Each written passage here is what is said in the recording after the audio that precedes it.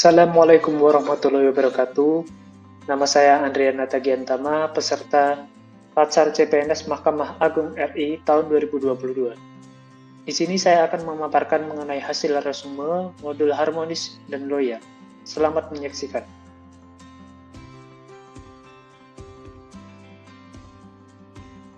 Pertama-tama saya akan menjelaskan mengenai nilai harmonis. Definisi dari harmoni itu sendiri adalah kerjasama antara berbagai faktor dengan sedemikian rupa hingga faktor-faktor tersebut dapat menghasilkan suatu kesatuan yang luhur. Dalam hal ini, pentingnya memiliki harmoni itu adalah dalam lingkungan kerja, harmoni akan membuat kita secara individu merasa tenang, menciptakan kondisi yang memungkinkan untuk saling berkolaborasi dan bekerja sama, lalu meningkatkan produktivitas pekerja dan kualitas layanan kepada pelanggan.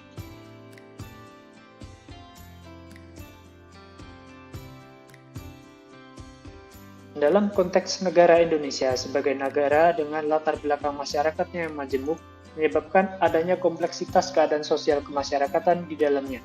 Dan demikian nilai harmonis ini menjadi penting sebagai wujud terlaksananya persatuan dalam bingkai kebinekaan. Oleh karena itu, ASN sebagai pelayan masyarakat harus mampu merepresentasikan diri sebagai agen keharmonisan yang membawa prinsip persatuan bagi masyarakat yang dilayani sebagai wujud kebinekaan tersebut. Berikut tantangan penerapan harmoni itu sendiri dalam melaksanakan prinsipnya.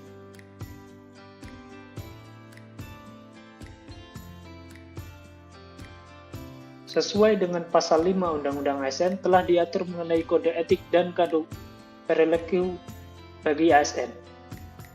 Dari ke-12 kode etik tersebut, terdapat beberapa kode etik yang menyangkut dengan nilai harmoni, yaitu melayani dengan sikap hormat, sopan, dan tanpa tekanan, lalu menjaga agar tidak terjadi disharmonis kepentingan dalam melaksanakan tugasnya.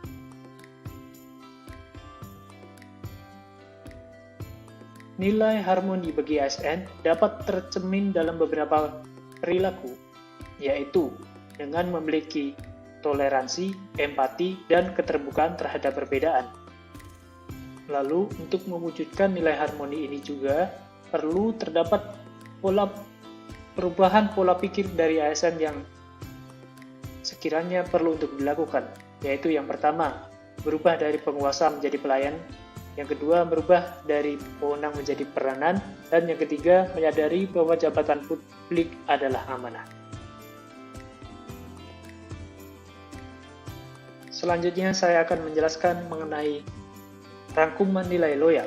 Definisi dari loyal itu sendiri adalah tindakan dengan memberi atau menunjukkan dukungan dan kepatuhan yang teguh dan konstan kepada seseorang atau institusi. Yang mana nilai loyal ini sendiri dapat diciri-cirikan dalam 9 karakteristik, yaitu sebagaimana yang tercantum dalam slide ini.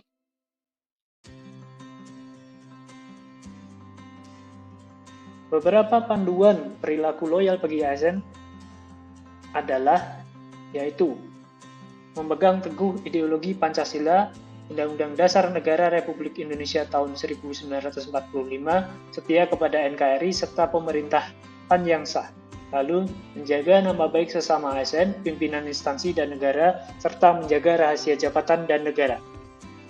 Dalam hal ini, kata kunci dalam aktualisasi perilaku loyal adalah komitmen, dedikasi, kontribusi, nasionalisme, dan pengabdian.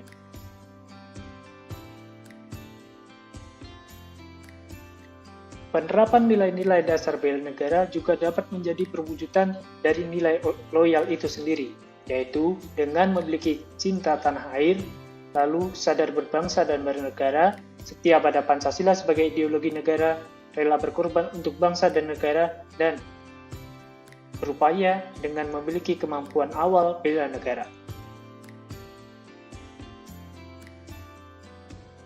ASN sebagai representasi negara dalam melayani masyarakat harus dapat mencerminkan nilai harmoni sebagai wujud persatuan dalam perbedaan masyarakat.